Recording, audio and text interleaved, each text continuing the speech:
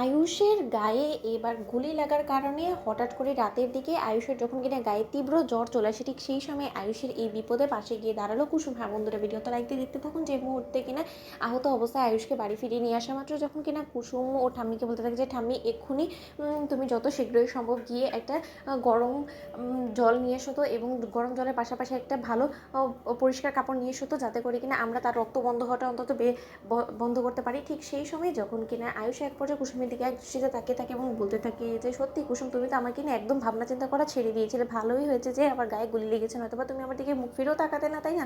ঠিক সেই সময় কুসুম যখন কিনা বলতে থাকে যে আপনার মাথা খারাপ হয়ে গেছে, বলুন তো আপনি এই সমস্ত কি অলক্ষণের কথাবার্তা বলছেন, বলুন তো আজকে তো শুধু শুধু আপনি গায়ে পড়ে এই ঝামেলাটাকে মোড় নিলেন, নয়তো বা তো এই ঝামেলাটাকে আপনার মোড় নেওয়ার কোনো প্রয়োজনই ছিল না, তাই না? আপনি আমাকে বিপদের থেকে রক্ষা করতে গিয়ে নিজের কত বড় একটা ক্ষতি করে ফেলেছেন সেটা একবারে দেখেছেন?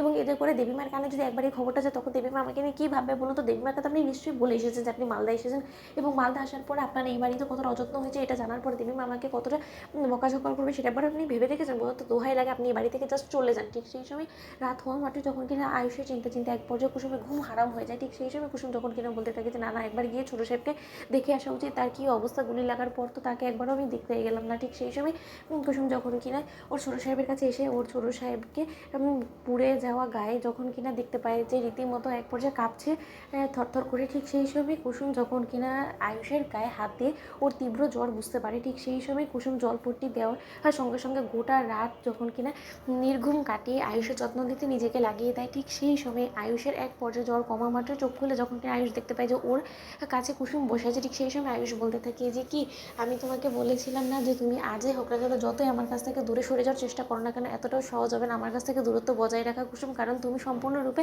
আমার, এবং তুমি সম্পূর্ণরূপে নিজেকে আমার কাছে উৎসর্গ করে দিয়েছো, এবং আমার যত কষ্টই হোক না কেন তার থেকে দ্বিগুণ পরিমাণে কষ্ট তুমি পাও, এবং সেটা আমি আজকে হাড়ে হাড়ে টের পাচ্ছি। দেখো না, আমার গুলি লাগলো, আমার গায়ে জ্বর, কিন্তু তুমি সব থেকে বেশি কষ্ট পাচ্ছ, তোমার সব থেকে বেশি খারাপ লাগছে। তোমার যদি আমার কোনো কিছুতে যায় আসে নাই থাকে, তাহলে তুমি কেন বা রাতের ঘুম হারাম করে আমার কাছে এসে বসে রইলে বলো তো? শুধুমাত্র আমার কষ্ট হবে বলে আমি কি করে এই রাতটা কাটাবো সেটার কথা ভাবছিলে কেন বলো তো? ঠিক সেই সময় কুসুম যখন কিনা বলতে থাকে যে আপনি আমাকে ভালোবাসেন সেটা সম্পূর্ণরূপে অসম্ভব, এবং আপনি রীতিমতো আমার চোখ দুটোকে ভালোবাসেন সেই বাস্তবতাটা আপনি যত শীঘ্র সম্ভব মেনে নিয়ে এখান থেকে চলে যান, মানে বিদেয় হন, কারণ আমি আর জাস্ট এই সমস্ত কিছু টলারেট করতে পারছি না। এদিকে এই বকাটে ছেলেরা যা কিছু করছে আমার সঙ্গে করছে, এর মাঝখানে আপনি না ইনভলভ হলো তো হতো, শুধুমাত্র আপনি ওদের সঙ্গে এরকম করে হাতাহাতি করতে ভিড়েছেন বিধেই আজকে ওরা আপনার উপরে গুলি চালিয়েছে। কাল যদি আপনার সাংঘাতিক কোনো ক্ষতি করে দেয় তখন কী হবে বলুন তো? তখন আমি বাবাকেই বা কী মুখ দেখাবো বলুন তো?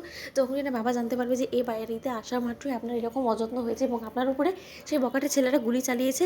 ঠিক সেই সময় আয়ুষ যখন বলতে থাকে যে ওই যে আমি তোমাকে বলেছি যতক্ষণ পর্যন্ত না তুমি আমার সঙ্গে ফিরছো ততক্ষণ পর্যন্ত আমি মরলেও এখান থেকে যাবো না। তো বন্ধুরা লাইক কমেন্ট শেয়ার করে সাবস্ক্রাইব করতে ভুলো না।